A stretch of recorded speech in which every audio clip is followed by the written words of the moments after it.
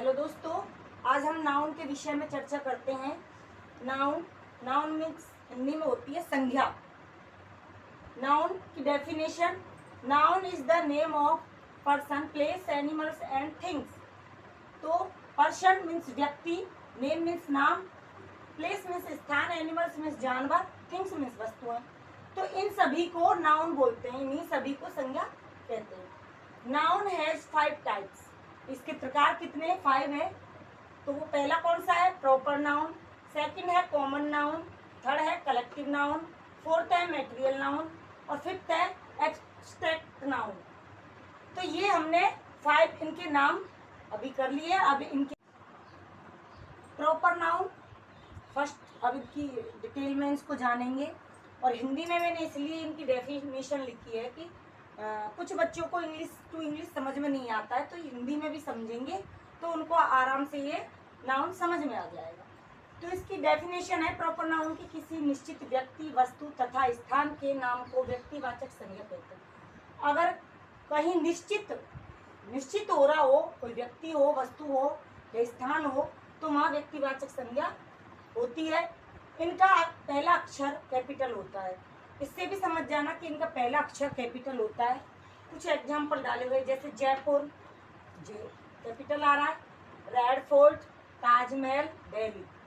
और second number पे है कॉमन नाउन, जिनको हम हिंदी में जातिवाचक संज्ञा बोलते हैं।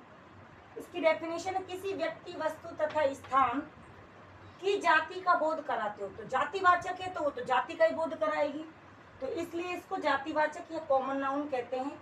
और एक कंडीशन ये है कि अगर ये किसी सेंटेंस के बीच में आते हैं तो स्मॉल लेटर लगाया जाता है, लेकिन अगर ये किसी सेंटेंस के फर्स्ट में आते हैं तो यहाँ पे कैपिटल लेटर लगाते हैं।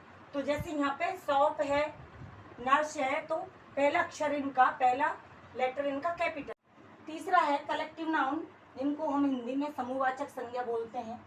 जिन शब्दों से किसी समूह, ग्रुप का बोध होता हो वो कलेक्टिव नाउन कहलाते हैं। कुछ एग्जाम्पल यहाँ मैंने लिखे हुए हैं, क्लास, आर्मी, स्टूडेंट्स। क्लास तो ये यहाँ पे समूह में है, तो क्लास में जितने भी बच्चे होंगे उनको एक साथ बोला जा रहा है कि जैसे क्लास 7th, क्लास 8th, जो भी क्लास है, कि स्टूडेंट कम ऑन द, कि सारे बच्चे इधर आइए।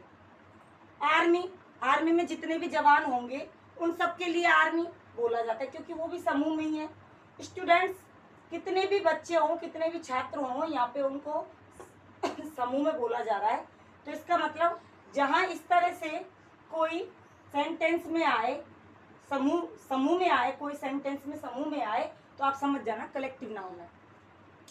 नेक्स्ट है हमारा मैटेरियल नाउन। इनसे उन पदार्थों का बोध होता है जो या तो जमीन से या समुद्र से निकाले जाते हैं, या इनमें से कोई दूसरी वस्तु बनती है।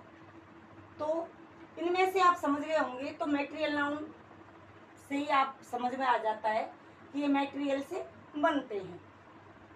तो ये या तो जमीन से, जैसे गोल्ड जमीन खोद कर निकाला जाता है, सिल्वर भी जमीन खोद कर निकाला जाता है, और डायमंड भी, ये भी हमें जमीन खोद कर ही हमें प्राप्त होते हैं। कुछ हमें समुद्र से भी मिलते हैं। तो इसी तरह से जहाँ पर इस तरह से कि जो हमें प्राप्त होती हैं चीज़ें, वो मैटेरियल नाउन होता है। और नेक्स्ट पॉइंट 5 है हमारा एब्स्ट्रैक्ट नाउन।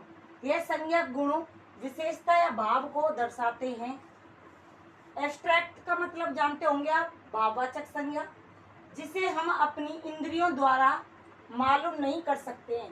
किसी गुण, धर्म या अवस्था का उल्लेख जब किसी वस्तु की तरह करना हो, तब उस गुण, कर्म या अवस्था का संज्ञा रूप प्रयुक्त किया जाता है, उसे भाववाचक संज्ञा कहते हैं।